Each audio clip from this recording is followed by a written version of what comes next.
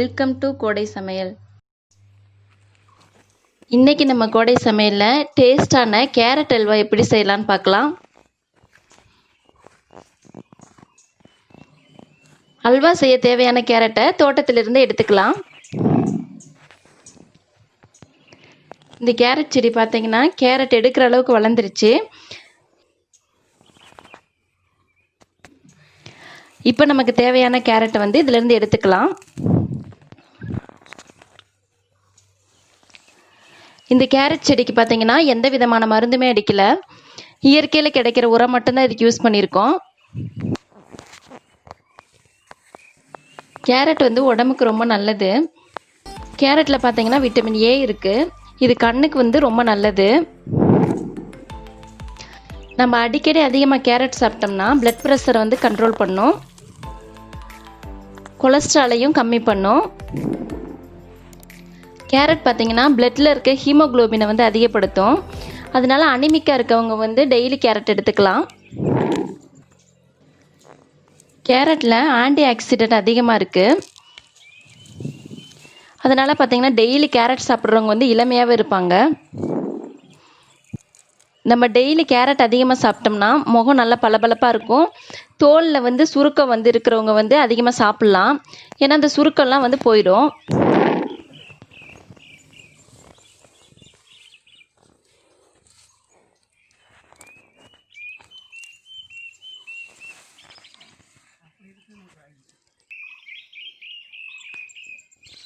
நமக்கு அல்வா செய்ய தேவையான கேரட்டை மட்டும் பறித்து எடுத்துக்கலாம்.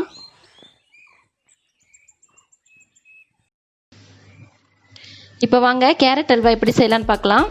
இதுக்கு தேவையான பொருள் வந்து கேரட்டை திருவி எடுத்து வச்சுக்கலாம்.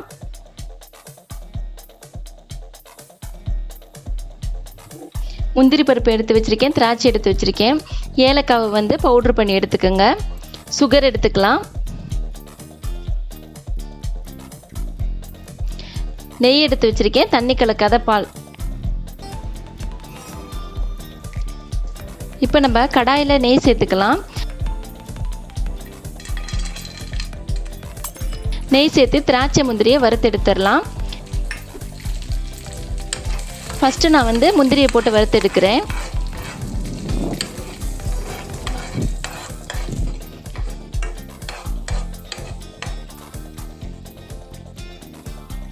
இப்போ இதிலே திராட்சையை சேர்த்துக்கலாம். இப்போ திராட்சையை சேர்த்து இதில் நல்லா வறுத்து எடுத்துடலாம்.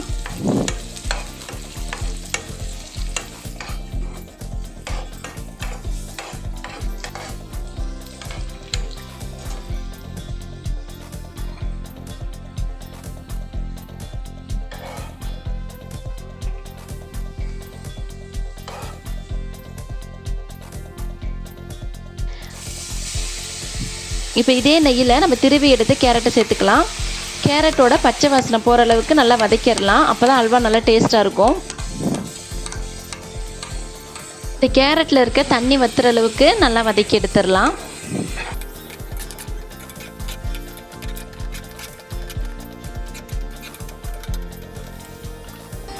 இப்போ இதோட பால் சேர்த்துக்கலாம். தண்ணி கலக்காத நல்ல கெட்டியான பால் தான் இதில் சேர்க்கணும். நான் வந்து 1 கப்பு கேரட்டுக்கு 2 கப் பால் சேர்த்துருக்கேன். இப்போ இந்த பால்லையே கேரட் நல்லா வேகட்டும். பால் நல்லா வத்துனதுக்கப்புறம் நம்ம சுகர் ஆட் பண்ணிக்கலாம். கேரட்லேயே ஸ்வீட் இருக்கும், நமக்கு எவ்வளோ தேவையோ அவ்வளோ சுகர் ஆட் பண்ணிக்கலாம். நான் வந்து 3/4 கப்பு சுகர் ஆட் பண்ணுறேன். இப்போ இதோட ஏலக்காவை பவுட்ரு பண்ணி சேர்த்துக்கலாம். இப்போ இதை நல்லா கலந்துடலாம்.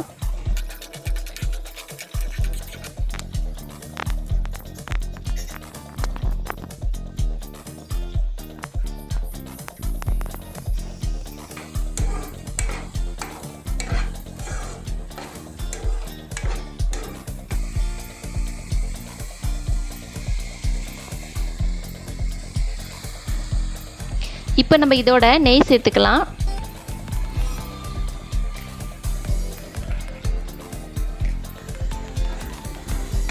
இப்போ இதை நல்லா கலந்துடலாம்.